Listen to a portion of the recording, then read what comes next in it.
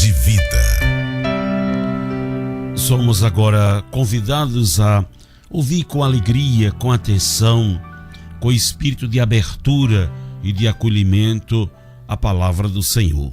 Ouçamos o que nos diz o Senhor. Fala, Senhor, que teu servo te escuta. Tua palavra fortalece a nossa luta. Aleluia, aleluia, aleluia. Com alegria aclamemos a palavra do Senhor. O Senhor esteja convosco. Ele está no meio de nós. Proclamação do Evangelho de Jesus Cristo, segundo Lucas. Glória a vós, Senhor. Naquele tempo, veio Jesus à cidade de Nazaré, onde se tinha criado. Conforme seu costume, entrou na sinagoga no sábado e levantou-se para fazer a leitura. Deram-lhe o livro do profeta Isaías. Abrindo o livro, Jesus achou a passagem em que está escrito: O Espírito do Senhor está sobre mim, porque ele me consagrou com a unção para anunciar a boa nova aos pobres. Enviou-me para proclamar a libertação aos cativos e aos cegos a recuperação da vista, para libertar os oprimidos e para proclamar um ano da graça do Senhor. Depois fechou o livro, entregou-o ao ajudante e sentou-se. Todos os que estavam na sinagoga tinham os olhos fixos nele. Então começou a dizer-lhes: Hoje se cumpriu esta passagem da Escritura que acabastes de ouvir. Todos davam testemunho a seu respeito, admirados com as palavras cheias de encanto que saíam da sua boca, e diziam: Não é este o filho de José? Jesus, porém, disse: Sem dúvida, vós me repetireis o provérbio: Médico, cura-te a ti mesmo. Faze também aqui em tua terra tudo o que ouvimos dizer que fizestes em Cafarnaum. E acrescentou: Em verdade eu vos digo que nenhum profeta é bem recebido em sua pátria. De fato, eu vos digo, no tempo do profeta Elias, quando não choveu durante 3 anos e 6 meses, e houve grande fome em toda a região, havia muitas viúvas em Israel. No entanto, a nenhuma delas foi enviado Elias, senão a uma viúva que vivia em Sarepta, na Sidônia. E no tempo do profeta Eliseu, havia muitos leprosos em Israel. Contudo, nenhum deles foi curado, mas sim Naamã, o sírio. Quando ouviram essas palavras de Jesus, todos na sinagoga ficaram furiosos. Levantaram-se e o expulsaram da cidade. Levaram-no até o alto do monte sobre o qual a cidade estava construída, com a intenção de lançá-lo no precipício. Jesus, porém, passando pelo meio deles, continuou o seu caminho. Palavra da salvação. Glória a vós, Senhor. Aleluia, aleluia, aleluia.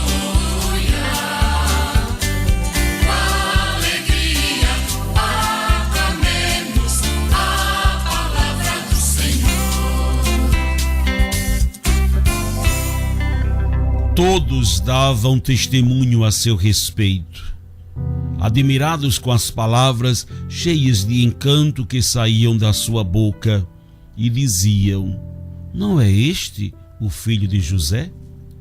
Meu irmão, minha irmã, a palavra de Deus que acabamos de ouvir nos coloca diante desta linda passagem, aonde nós podemos contemplar à luz da palavra, neste anúncio que Jesus apresenta na sinagoga de Nazaré, onde foi criado. Num dia de sábado, o seu programa de vida, sua missão por meio da leitura do profeta Isaías. E com este texto ele diz a que veio. Primeiro, reconhece o Espírito de Deus, que o Espírito de Deus está com ele e que foi consagrado para uma missão. Em seguida, reconhece que foi ungido para anunciar a esperança, a boa nova aos pobres, e que Deus o enviou para proclamar a libertação aos presos, a recuperação da vista aos cegos, libertar os oprimidos. Enfim, para proclamar um ano da graça do Senhor. Algo fascinante, que encheu de alegria o coração de muitos que ficaram encantados com tudo o que ele disse e com a maneira como ele disse. Essa foi de fato a missão de Jesus e é a missão de todo cristão: levar a esperança aos que sofrem. Entretanto, Jesus sabia que isso não seria fácil, pois encontraria muita resistência. E essa resistência a começar pelos que o conheciam, seus conterrâneos, seus familiares. Por isso, adianta que não iria desanimar diante das rejeições. Lembrou um provérbio popular: médico, cura-te a ti mesmo. E para elucidar os argumentos que usaria para rejeitar sua proposta de vida, lembrou as rejeições que os profetas Elias e Eliseu tiveram nas suas próprias terras, não podendo desenvolver ali suas ações proféticas, e afirmou que os que acolhessem suas palavras veriam grandes milagres acontecerem. A reação dos assistentes foi violenta. Eles queriam lançá-lo no precipício, mas ele saiu ileso de tudo isso e seguiu adiante na sua missão de levar a esperança. Jesus entra na sinagoga e toma posse da unção de Deus sobre ele. O Espírito de Deus está sobre mim, porque ele me ungiu, consagrou-me com essa unção para levar a boa nova aos pobres. Muitos ficaram admirados com a pregação, com a fala e a sabedoria que vinha de Jesus. Quero chamar a atenção para uma coisa: muitos ficaram apenas admirados, mas não tinham fé e nem se convertiam. Alguns eram até tomados pela incredulidade, duvidavam, questionavam e olhavam apenas para o aspecto humano de Jesus. Nossa, ele não é um dos nossos, ele não é o filho do carpinteiro. Conhecemos o seu pai, ele viveu no meio de nós, de modo que Jesus não pôde fazer muitos milagres na sua própria terra.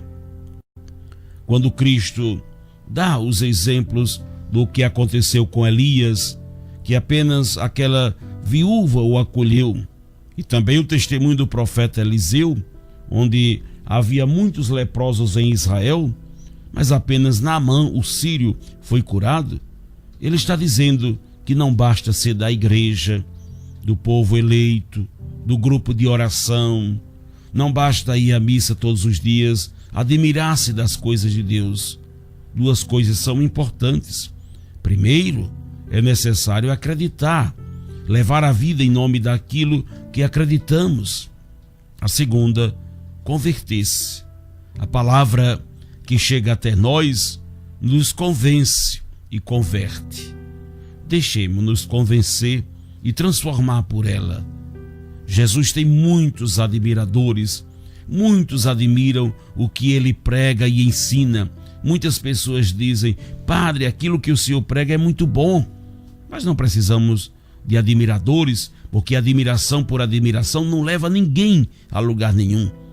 Precisamos colocar fé na palavra de Jesus, deixarmos-nos tocar por ela, ser transformados por ela, deixar que sua vida seja levada, senão seremos como esse povo. Inclusive, muitos deles eram parentes de Jesus, eram da família dele. Os conterrâneos de Jesus eram de Nazaré, cidade onde ele viveu, cresceu e levou sua vida. Mas muitos ali não creram, não se converteram, nem mudaram de vida. Jesus está dizendo que muitas vezes o profeta não é bem aceito em sua pátria. Muitas vezes na nossa própria igreja, nos próprios seguidores de Jesus, nos próprios grupos de oração. Deus não faz muitas coisas porque muitos admiram, acham bonito, ficam edificados. Mas muitos não se deixam convencer e, sobretudo, mudar de vida. Não basta admirar Jesus. É preciso amá-lo, segui-lo e ser convertido por ele. Amém.